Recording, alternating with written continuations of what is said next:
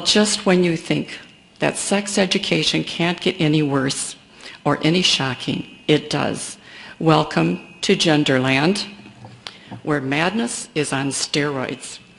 The transgender movement under the label of gender identity and expression, which is the language in this bill, is sweeping across the nation and into our schools at an accelerated pace.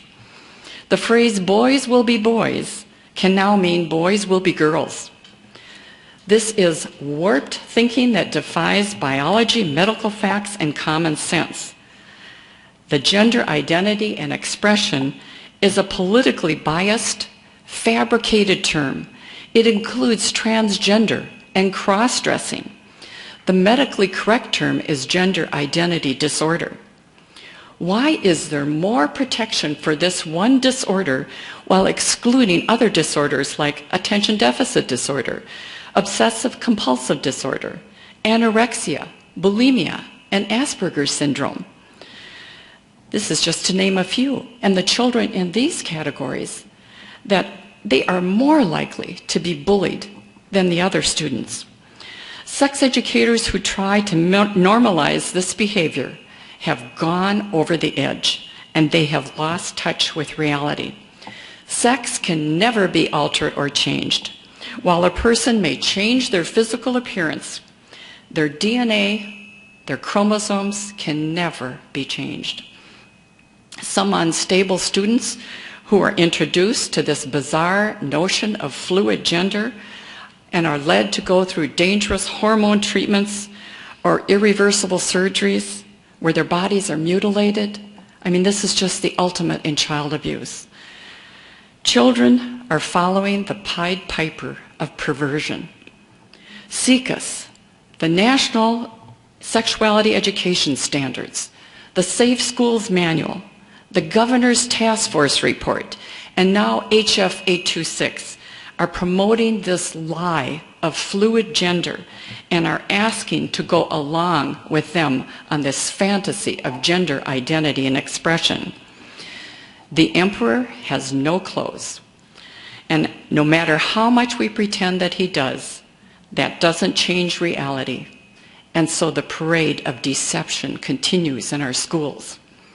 And now, in our school district in Okehennepin, we have the first transgender kindergartner, a little boy who is dressing like a girl, and everyone else must play along with this pretense. This kind of make-believe will only lead to more problems down the road for these children, as they are more likely to experience ridicule and bullying. While bullying is always wrong, we don't want to put our kids into an arena that invites this kind of response. This bill is going to be used to take advantage of unsuspecting young girls and women. Language that elevates one class of people on changeable characteristics over the rest of the population is dangerous, and it is discriminatory. The term gender identity is an absurd, contrived definition that absolutely defies logic. It defies biology and medical facts. And everyone's going along with this. It's nothing more than science fiction. Our gender is not something that can be changed or rearranged like Mr. Potato Head parts, all based on how you feel one day.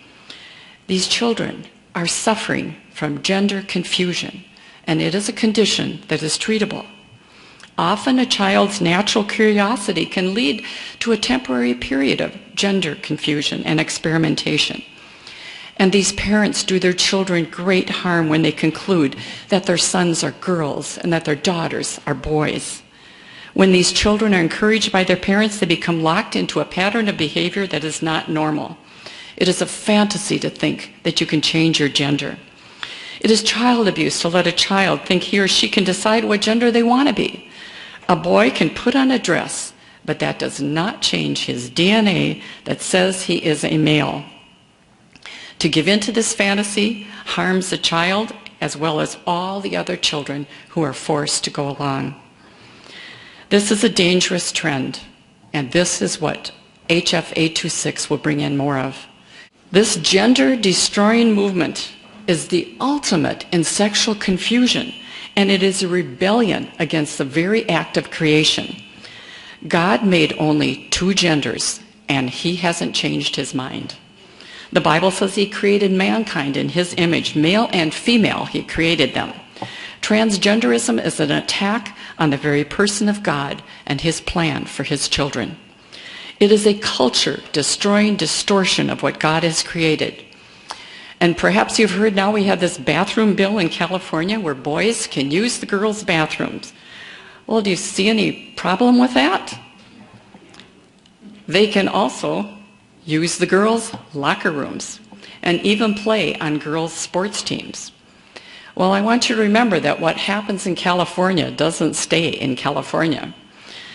This is a violation of the long-standing principle of adults protecting children.